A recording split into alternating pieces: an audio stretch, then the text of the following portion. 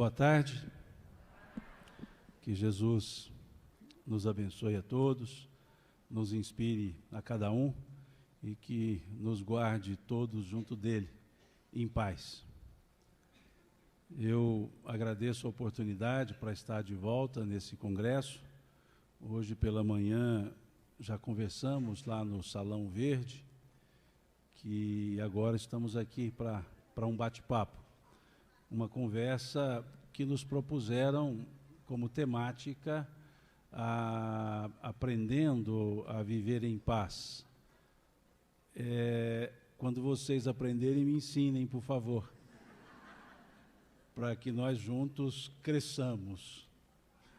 Vamos refletir um pouco sobre esse aspecto da paz, esse aspecto do aprendizado, esse aspecto dos exercícios que nada mais são do que o ato de viver, o ato de compreender a vida, o ato de sentir a vida e o ato de saber o que nós estamos fazendo aqui na Terra, por que nós estamos aqui na Terra, para onde nós iremos depois daqui da Terra, de onde nós viemos antes de estarmos aqui na Terra.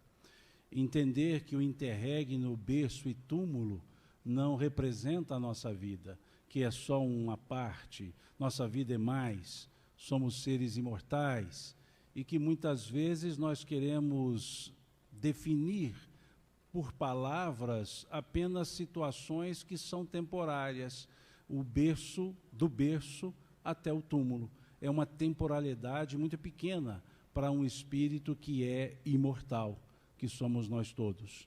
O que são 200 anos, o que são 100 anos, o que são 80 anos, o que são 50 anos, o que é um ano, o que é um dia, para um ser que é imortal. Não se faz diferença.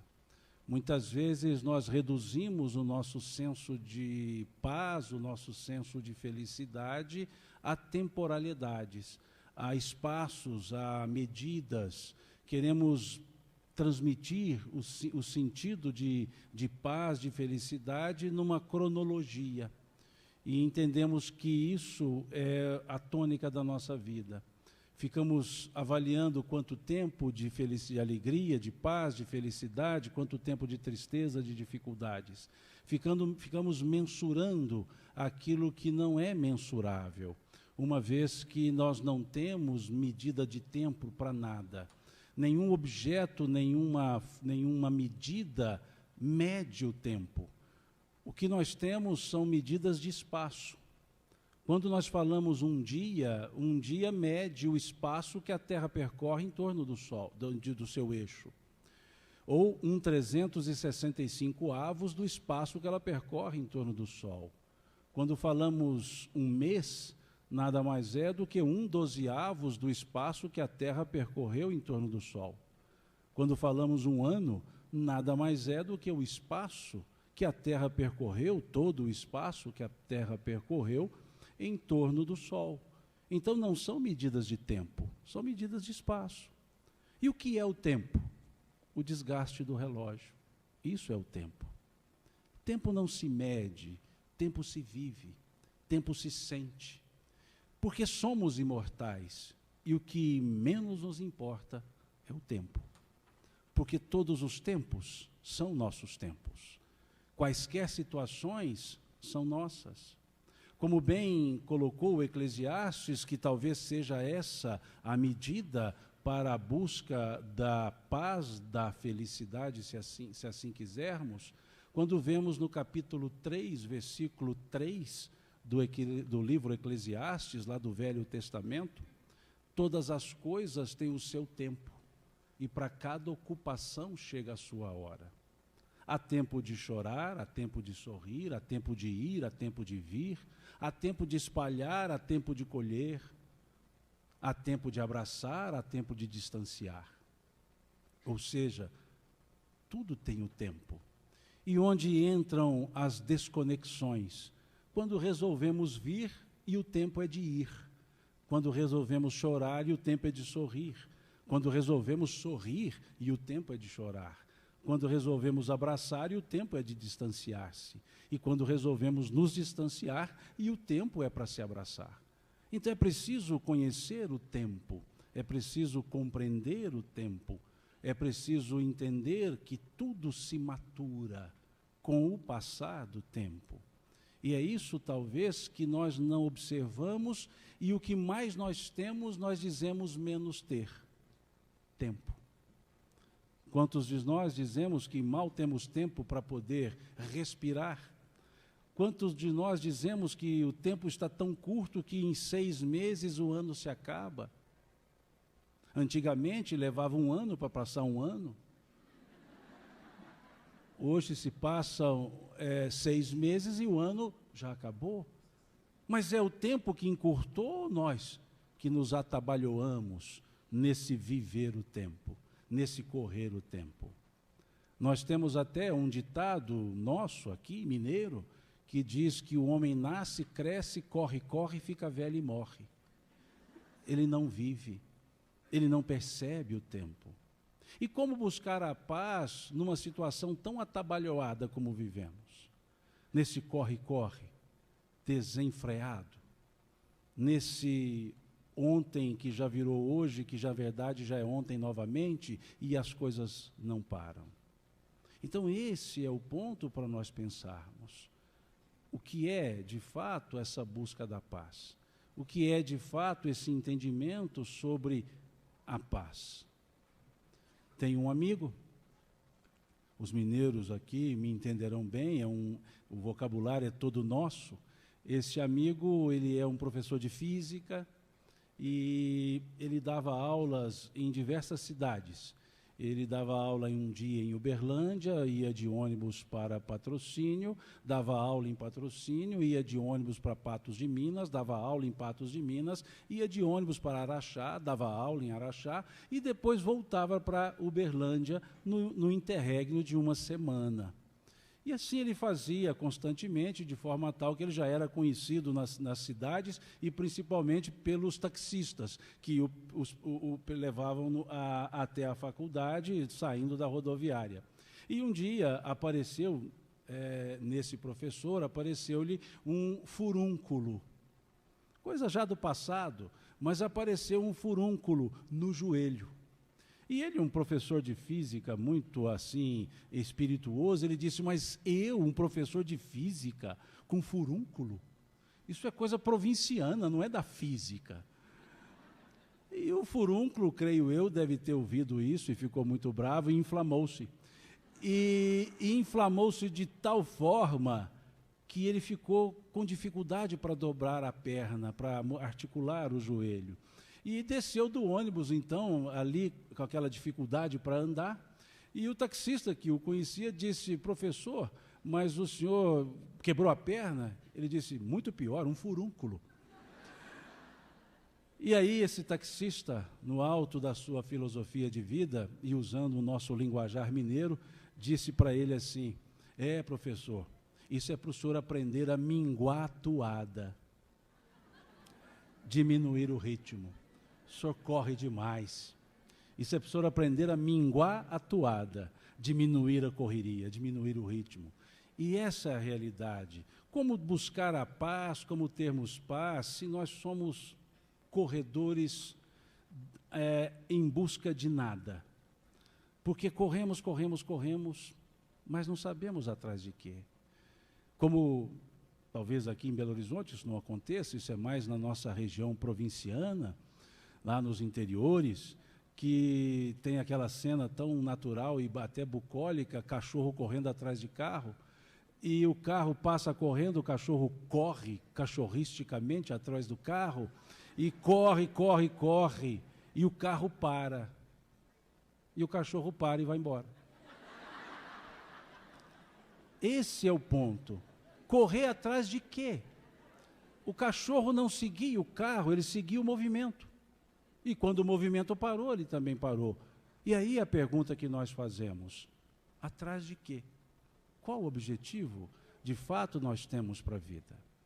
E aí entendemos o sentido, talvez, mais aplicável da frase que foi escrita no Dolmen, lá do Sr. Allan Kardec, quando escreve-se nascer, morrer, renascer ainda, progredir sempre. Tal é a lei. Progredir sempre, esse é o nosso objetivo.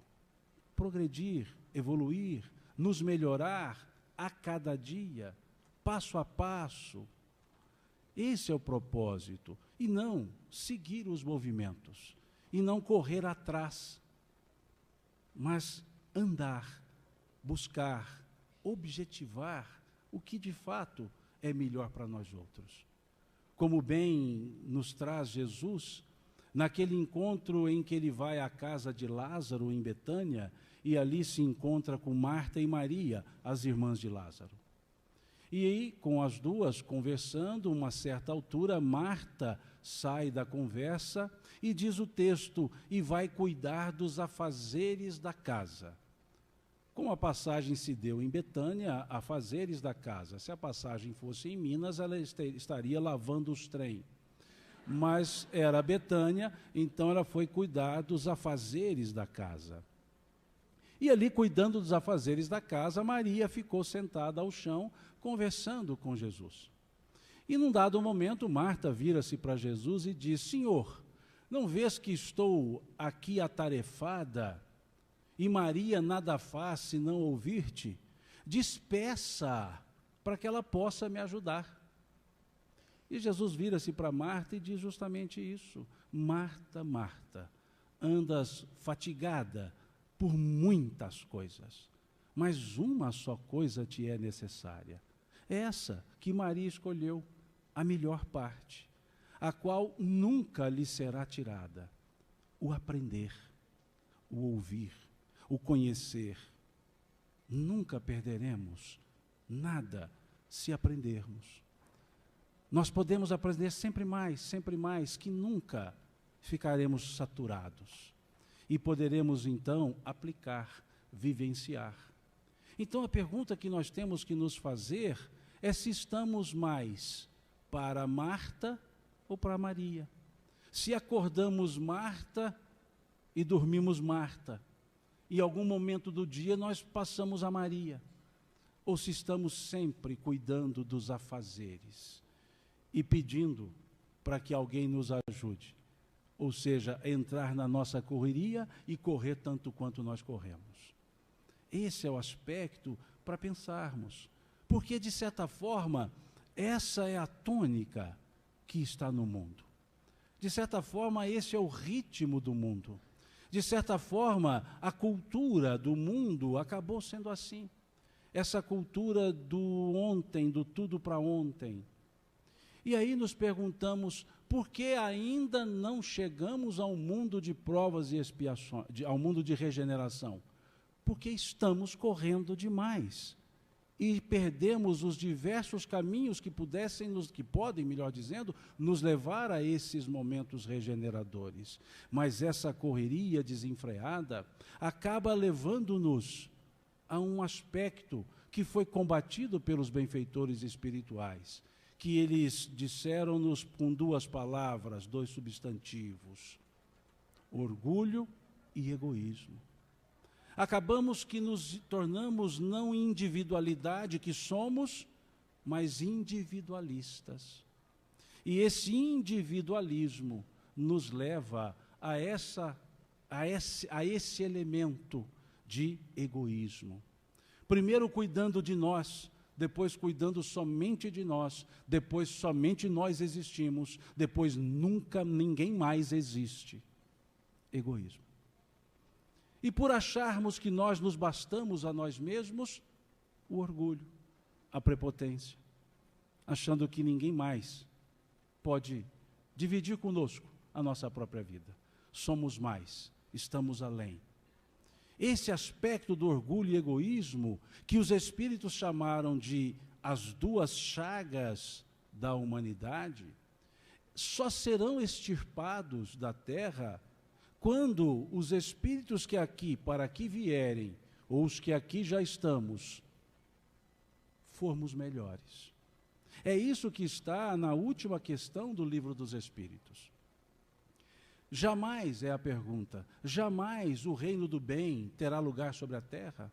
questão 1019 do Livro dos Espíritos. Jamais o reino do bem terá lugar sobre a terra. E os Espíritos respondem: o reino do bem terá lugar sobre a terra quando entre os que aqui a habitarem, os bons prevalecerem sobre os maus, e afastarão dela definitivamente o orgulho e o egoísmo, pela prática do amor e da caridade constantes. Vejam que é preciso refletirmos todos nós sobre isso. O reino do bem, porque é o que nós queremos. Nessa correria toda que nós temos como resposta: não, é porque eu quero o bem-estar. Agora, eu não conheço um mal-estar que leve ao bem-estar, porque esse correr, esse individualismo, esse egoísmo é mal, não nos faz bem. Então, como queremos o estar bem ou o bem-estar por caminhos que não nos levam a isso? E aí, então, os Espíritos disseram: pela encarnação de espíritos melhores. Mas nós podemos também sermos espíritos melhores e unirmos-nos àqueles que se encarnarão os melhores.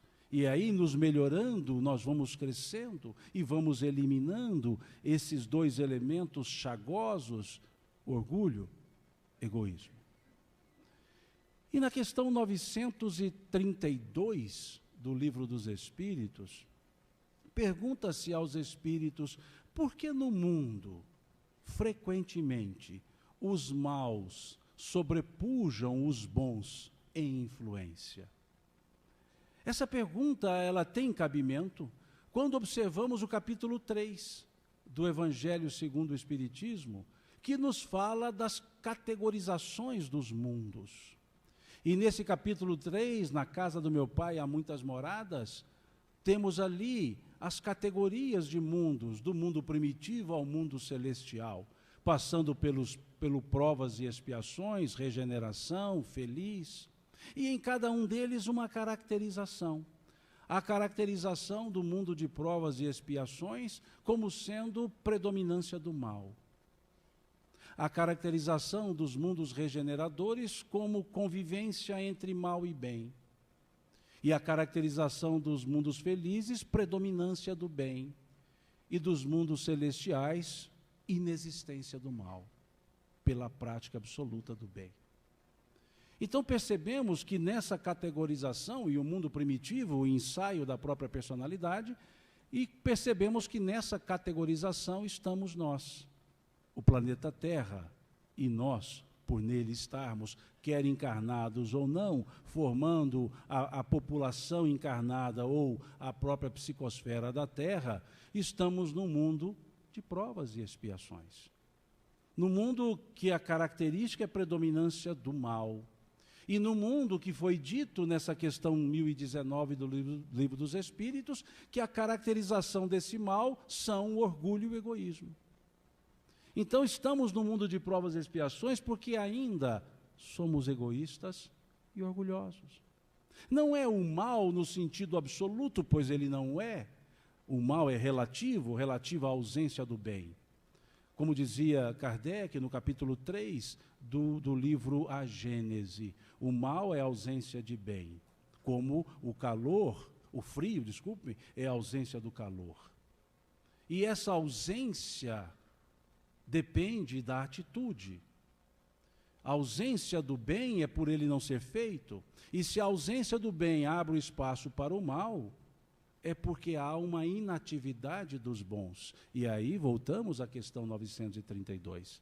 Porque no mundo, frequentemente, os maus sobrepujam os bons em influência. E a resposta? Pela fraqueza dos bons. Os maus são audaciosos, os bons são tímidos. Quando quiserem, dominarão. E aí entendemos a resposta ou a assertiva de Kardec, dizendo o mal ser ausência de bem. Temos pessoas boas na Terra, mas a ausência das atitudes de bondade permite a atitude da maldade. Permite, então, que egoísmo e orgulho campeiem. e formem essa estrutura de um mundo de provas e expiações. Quando então ele deixará de sê-lo? Quando orgulho e egoísmo estiverem banidos da terra.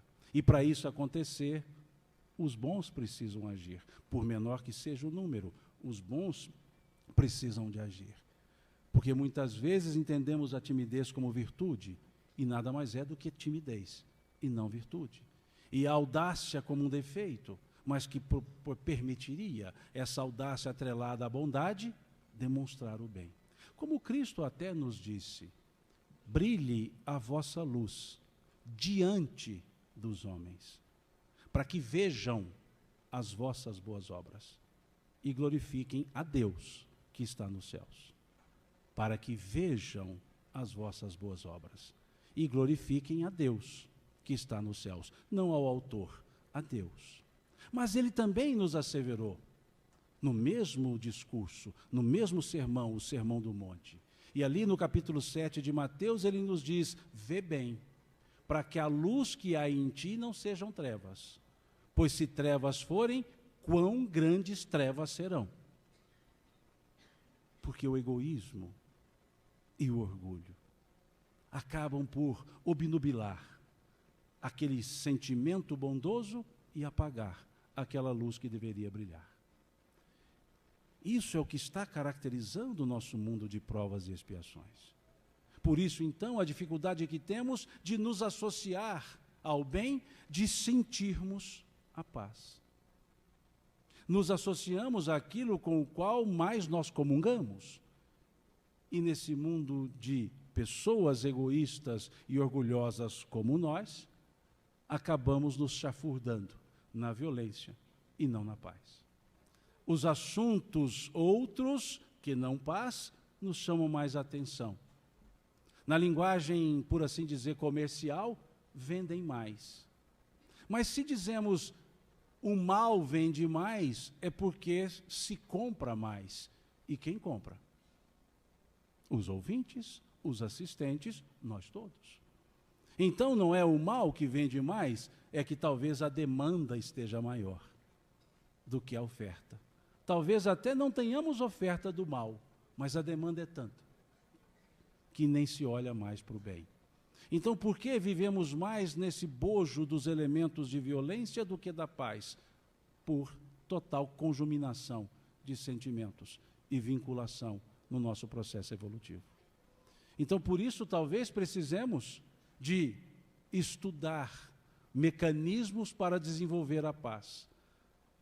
Porque se nós pensarmos bem, não há nenhum mecanismo externo que possa fazer com que promovamos a paz. Todo o mecanismo é interno. A paz não é algo que me vem. A paz não é algo que me deem. A paz é algo que eu cultivo, que desenvolvo e promovo. Mas não é adquirida.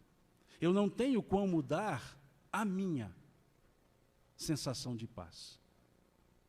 Eu posso exalar a minha sensação de paz pelas atitudes.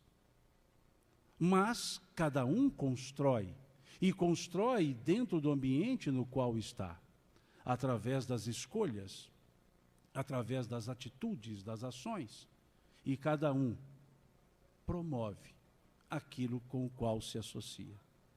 Ou promove a paz, ou promove a violência, ou não promove a paz, pela simples omissão. Então é preciso refletir um pouco mais sobre esse aspecto e pensarmos, o que é então a paz? A paz que tanto nós procuramos. O Evangelho de João, no capítulo 14, versículo 27, nós temos Jesus dizendo, eu vos deixo a paz, eu vos dou a minha paz, mas não vô-la dou, como o mundo a dá. Não te turbes, não te amedrontes. Veja que frase interessante.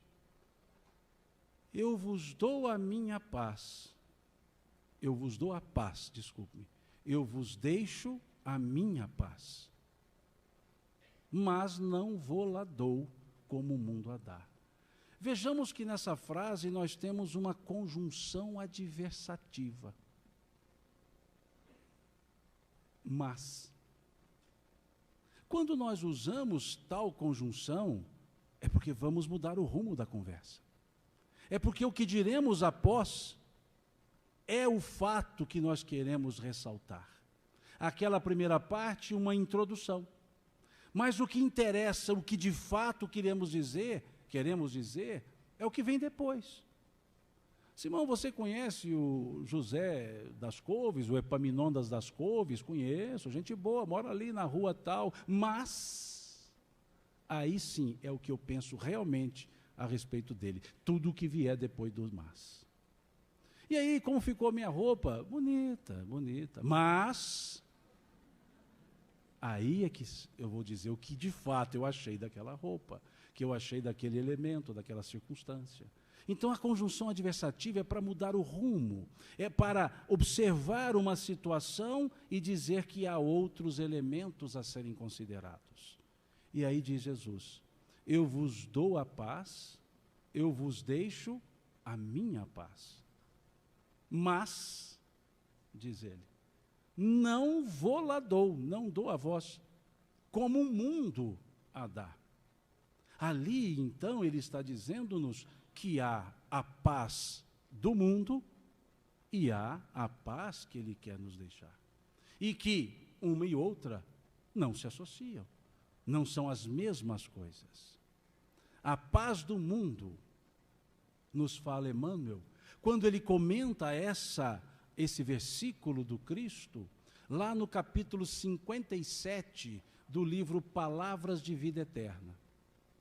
E nesse capítulo 57, Emmanuel vai comentar essa frase e vai, na primeira frase do seu comentário, deixar muito claro para nós o que é a paz do mundo. Ele escreve, a paz do mundo costuma ser preguiça rançosa. E nem precisaríamos continuar a leitura.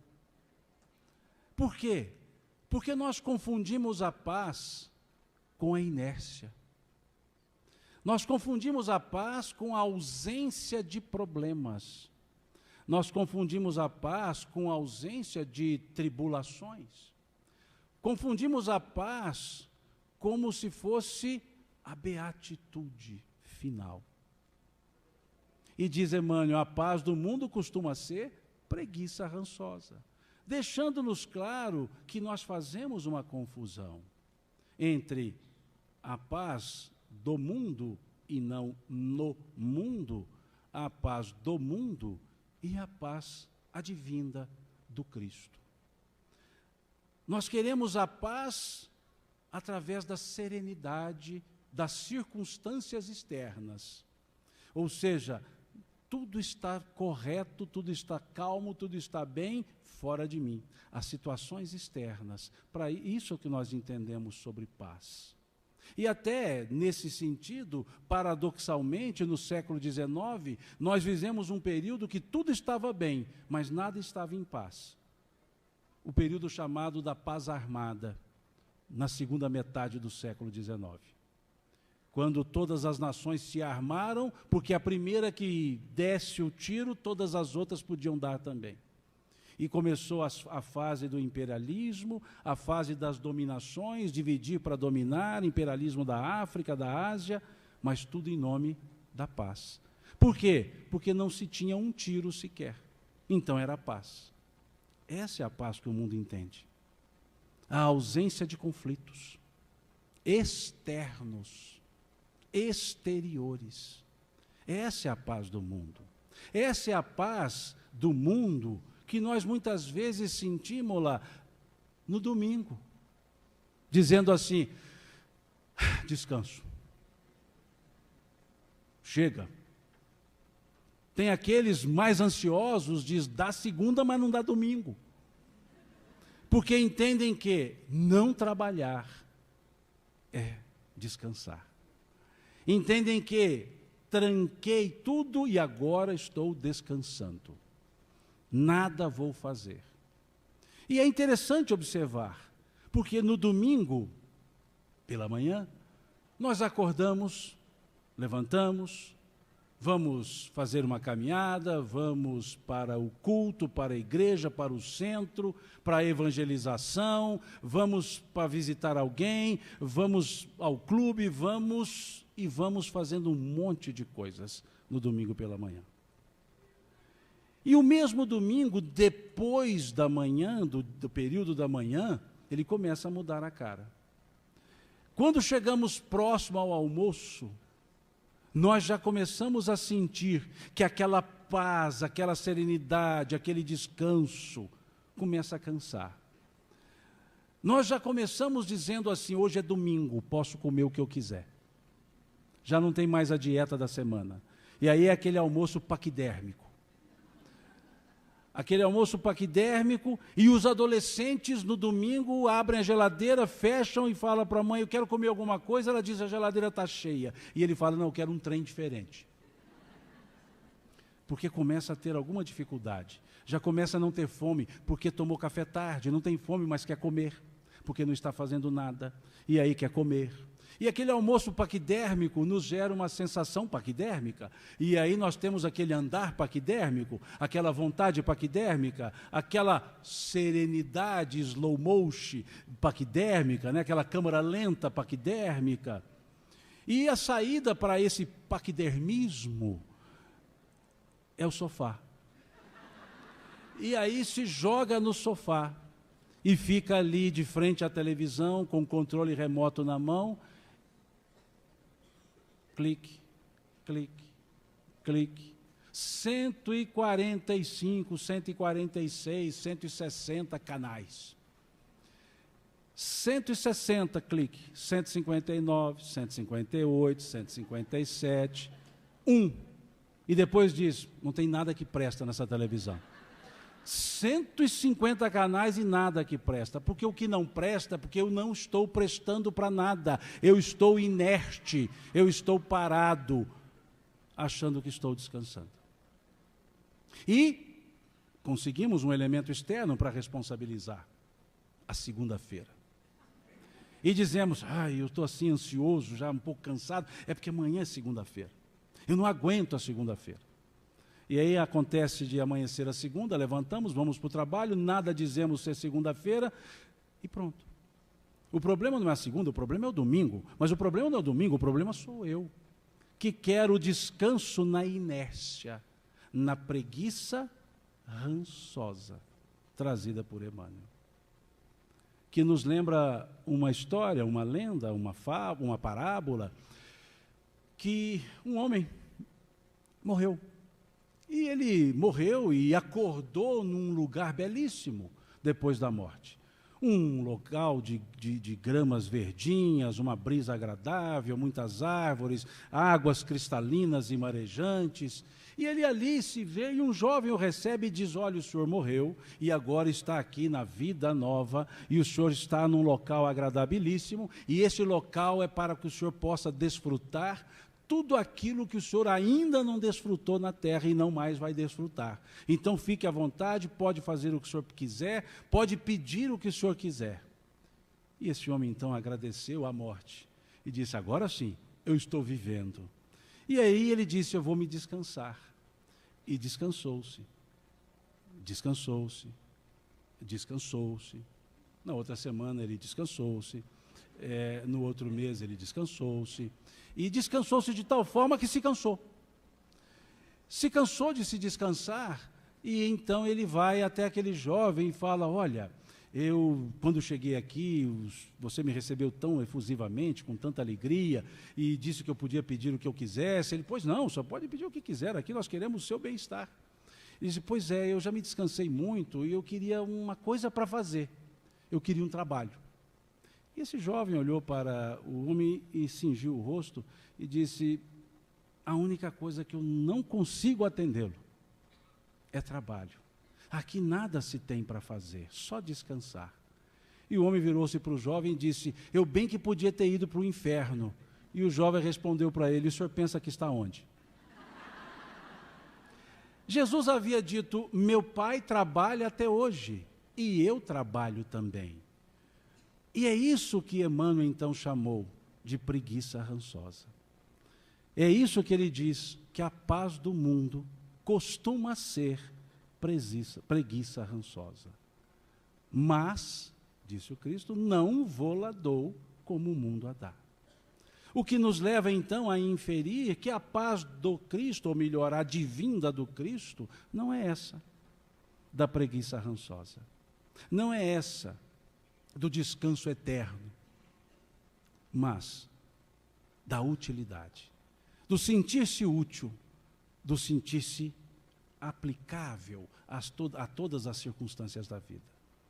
A paz que não significa a ausência de perturbações.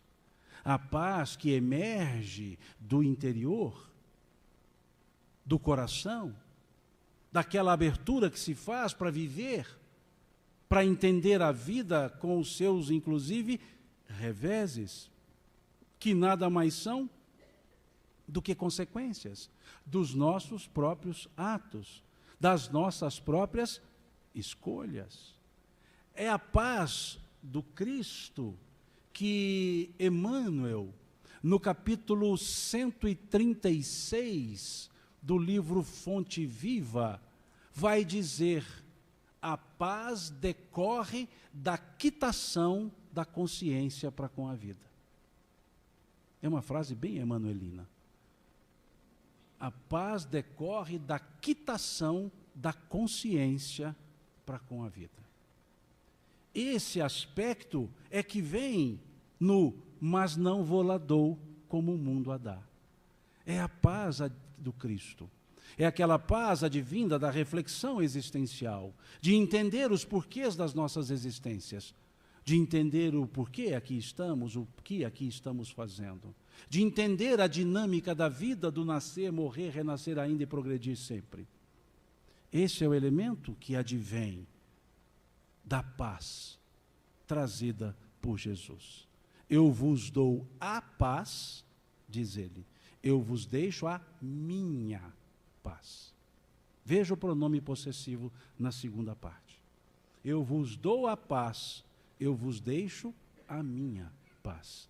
Eu vos deixo os meus ensinamentos, que conduzem-nos à paz. Como vemos no capítulo 16 do Evangelho de João, versículo 33.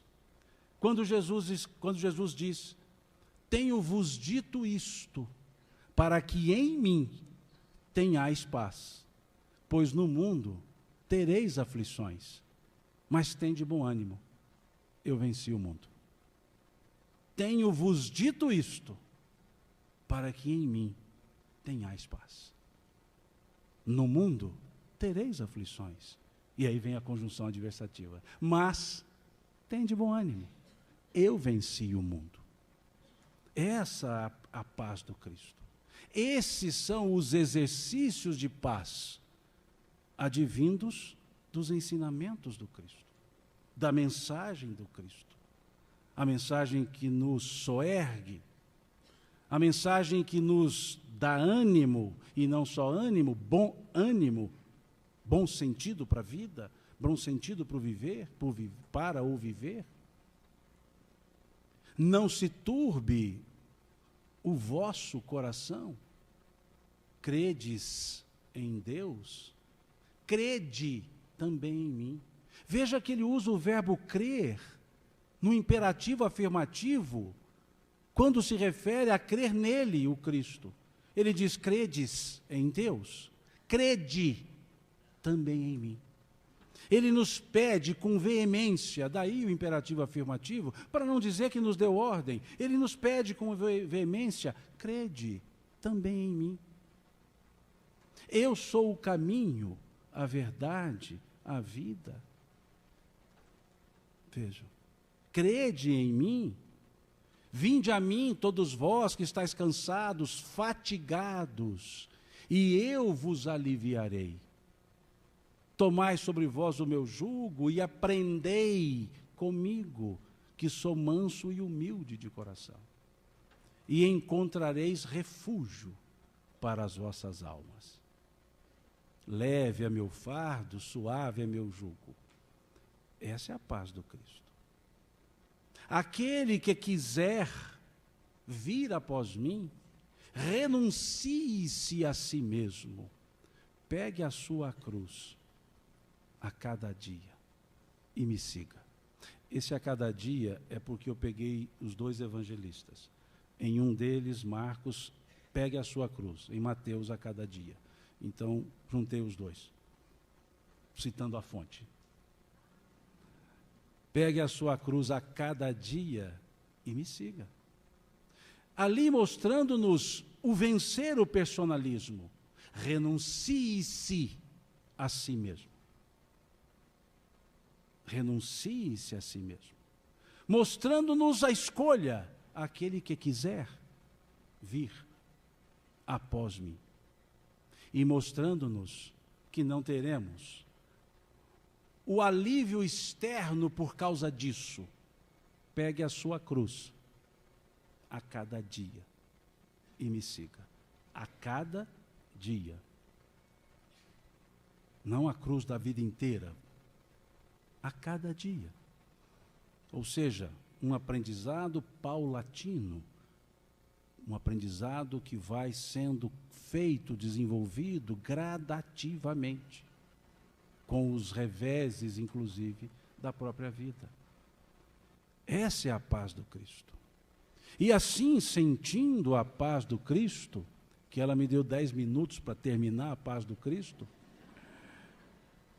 e sentindo então a paz do Cristo, nós podemos entender aquilo que o apóstolo Pedro, na sua segunda epístola, no capítulo 3, versículo 11, foi nos dizer: busque a paz e siga-a. Nós buscamos a paz diuturnamente, mas segui-la. Segui-la não é no sentido de colocá-la à frente e irmos atrás. Senti-la, comungar. Busque a paz e siga-a. Em outras palavras, demonstrando-nos que nós construímos a paz. Nós podemos ser os agentes da paz. De maneira tal que, quando perguntado a Mohandas Gandhi qual é o caminho para a paz, ele responde: a paz é o caminho. Não há caminho para a paz, porque ela se desenvolve. Eu não chego até ela, eu desenvolvo-a em mim. É um processo de crescimento, de entendimento, de sensibilidade para com as coisas e pessoas da nossa existência, da nossa vida. E é isso que sentimos quando observamos os dizeres da oração, que nós a chamamos por oração de São Francisco. Quando observamos o autor assumindo a responsabilidade da paz. Ele diz: Senhor, fazei de mim um instrumento da vossa paz. Ele não diz: trazei a mim a vossa paz. Ele não diz que eu viva a vossa paz. Ele diz: fazei de mim o instrumento da vossa paz. Como que dizendo que ele agiria. E nos dá os caminhos para entendermos a edificação da paz. Nos dá ali, então, a educação para a paz, responsabilizando-se a si mesmo para promover tudo isso.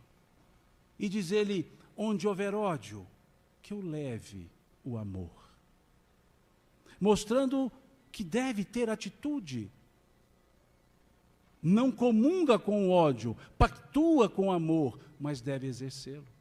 Onde houver ódio, que eu leve o amor. Certa vez perguntaram ao Chico: Chico, o que é o ódio? Ele diz: o fogo. O que é o amor? Ele disse: o fogo. O ódio é o fogo que destrói, como aquele fogo do Andraus. O amor é o fogo que constrói, como aquele fogo que aquece as mamadeiras nas noites, nas madrugadas frias. O que muda é a intensidade. Amor e ódio são sentimentos nossos, que nos liga àquilo que nós queremos ou não queremos. dizendo-nos que cabe educá-lo, educar o ódio. Como o mesmo Chico havia dito, o ódio é o amor ensandecido. Então é preciso que entendamos o que é levar o amor. É levar a serenidade, o equilíbrio, e não aquele amor que nós dizemos ter, que na verdade é egoísta. Um amor aparentemente redundante, que deveria ser altruísta. Mas o amor, muitas vezes, para nós, ele é egoísta. O verbo amar é tão egoísta, que na sua estrutura verbal é tido como verbo transitivo. Porque entende-se que quem ama, ama alguém. Não, quem ama, ama. Não ama alguém, ama. O sentimento é intransitivo, apesar do egoísmo humano dar uma transitividade ao verbo que expressa a ação nobre, advinda do Criador, amar. E é esse o amor que Francisco de Assis está dizendo, o amor ágape, o amor fíleo. Não, o amor estorge, o amor eros, o amor do Criador. O amor que o apóstolo João foi dizer, Deus amou o mundo. Esse é o amor. É esse que o autor da oração diz, onde houver ódio, que eu leve o amor. Onde houver ofensa, que eu leve o perdão. Chegaram para Chico e disseram, Chico, eu vi que o perdão tem limite, como o meu limite são 5 minutos agora. Eu vi que o perdão tem limite. E disse Jesus que deveremos perdoar 70 vezes 7. E Chico disse, sim, cada falta. 70 vezes 7, cada falta que a mesma pessoa fizer para você. Em outras palavras, não há limite para quando buscamos a evolução. E não entraremos em detalhes sobre o que é o perdão, apenas para entender essa dimensão. Como aplacar o ódio com mais ódio? Com indiferença? Com perdão. Onde houver ofensa, que eu leve a união. A união, que não significa uma concórdia absoluta, mas significa o bom senso. Certa vez um homem disse para Chico, Chico, sou espírita, mas estudei bastante e vi que reencarnação não existe. Ele disse, então não existe. Passado um tempo, esse homem disse, estudei melhor, aprofundei, e reencarnação existe. Então tá. Para que a discórdia, o dissenso? Não é concordar com, é compreender e aguardar o momento certo. E onde houver dúvidas, que eu leve a fé.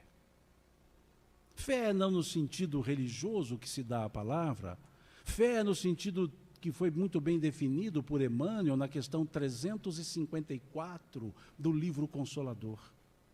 Fé é a certeza em Deus, certeza que ultrapassa os limites das crenças religiosas. Certeza que ultrapassa os limites das crenças religiosas.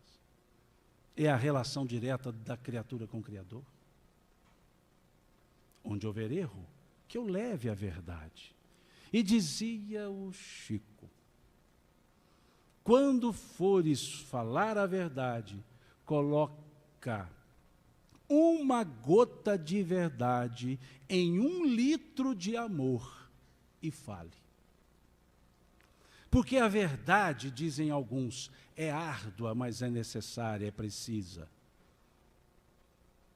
Quando Jesus estava com Pilatos, Pilatos lhe pergunta, sois rei? Ele disse, o meu reino não é deste mundo, sois rei, tu o dizes. Que vieste aqui fazer? Dar testemunho da verdade. E o que é a verdade? Perguntou Pilatos. E o silêncio foi a resposta de Jesus. Nada respondeu.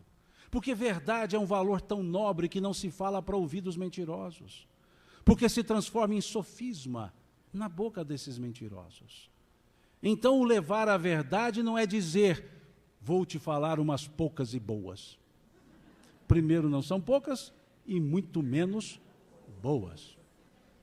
Porque vamos destilar o nosso próprio veneno. Verdade tem 3 faces. Aqui eu vejo, aqui o outro vê. e a realidade, que pode ser diferente das duas faces. Então não é a minha verdade, não é a sua verdade, é a verdade da naturalidade das coisas, que o tempo vem e demonstra. É isso que está no versículo 32, no capítulo 8 do Evangelho de João. Conhecereis a verdade vos libertará, vos fará livres. Onde houver desespero, que eu leve a esperança, não o vazio do futuro, mas a certeza da consequência. A esperança dos dias melhores, como dizia Teresa de Ávila, nada te turbe, nada te atrapalhe, pois na vida tudo passa, só Deus não passa. Esse aspecto da esperança, não no vazio do futuro, mas na certeza do próprio futuro. Onde houver tristeza, que eu leve alegria. Onde houver trevas, que eu leve a luz. Esse é o nosso roteiro, se tivermos educação para a paz. Está aí o roteiro. Está aí aquele que escreveu, assumindo a responsabilidade para ser o promotor da paz. Mas como promover a paz? Nesses 32 segundos que me restam. Aliás, nesse tempo encerrado que ela colocou ali. Estou na prorrogação. Houve empate. E como desenvolver a paz nesse aspecto, como melhor dizendo, promover a paz, se ela é desenvolvida? Primeiro eu preciso senti-la para depois espargi-la. E o que temos então nas bem-aventuranças constantes, lá do capítulo 5 do Evangelho de Mateus? 7 bem-aventuranças. Uma no terceiro degrau, a terceira bem-aventurança, bem-aventurados os mansos e pacíficos, porque herdarão a terra. E outra na sétima bem-aventurança, o sétimo degrau ascensional das virtudes. Bem-aventurados os pacificadores, pois serão chamados filhos de Deus. Bem-aventurados os pacíficos, terceiro degrau. Bem-aventurados os pacificadores, sétimo degrau. O que é ser pacífico? O que é ser pacificador? Pacífico é não devolver o mal. Pacificador é devolver com o bem. Pacífico é sentir-se equilibrado, não se abalar. Pacificador é ser a escora daquele que se abalou. Porque ninguém dá o que não tem. Para ser pacificador, primeiro pacífico é um aprendizado. E para ser pacífico, não vamos entrar em detalhes, mas é preciso o primeiro degrau. Bem-aventurados humildes. É preciso que tenhamos a humildade para aprender. E aprendendo desenvolver e desenvolvendo promover. Humilde, pacífico, pacificador. E encerrando, a menina desanimou, foi até embora. E encerrando. Não foi. E encerrando. Veja que eu usei o gerúndio. Gerúndio é um eterno presente. Conta Dalai Lama que numa das suas viagens a New York, ele se hospedou em um hotel e ficaria ali por uma semana. E ele, no primeiro dia, para a conferência, ele faria a conferência no salão do próprio hotel, de convenções do hotel, e ele então desceu pelo elevador, saiu, e na saída havia uma senhora, uma faxineira, limpando ali o saguão, limpando o chão, e ele parou-se de frente à faxineira, olhou a faxineira, fez a sua vênia, sorrindo para ela, ela sorriu para ele seguiu o caminho. No dia seguinte, ele desce pelo elevador, abre a porta, 2 faxineiras estavam lá. E ele então faz a vênia para as 2, cumprimenta as 2, sorri para as 2 sorriem para ele, e ele vai embora. No último dia, um cordão de faxineiras estavam ali, fazendo o quê? O caminho para ele chegar até o saguão. Pelo exercício de paz, pela atitude de paz, pelo respeito e a consideração à igualdade do ser humano perante o próprio Criador, enquanto ser que é, e a desigualdade nas evoluções, que cada um segue o seu próprio caminho. Então, se nós queremos desenvolver ou aprender sobre a paz, começamos a senti-la e agradecer a Deus pela nossa própria existência. o ato de existir, um ser advindo do Criador como nós, já é um primeiro passo para entender a paz e cultivá-la no coração e depois espargi-la no nosso dia a dia. E a paz de vocês até amanhã, que terão que me aguentar de novo. E eu agradeço por esse tempo de empréstimo dos ouvidos e para os heróis da resistência que estarão aqui amanhã, até amanhã. Para os que se desanimarem, não com vocês, mas comigo, até amanhã do mesmo jeito, porque já fizeram a inscrição e vão ter que estar aqui do mesmo jeito. Deus lhes pague.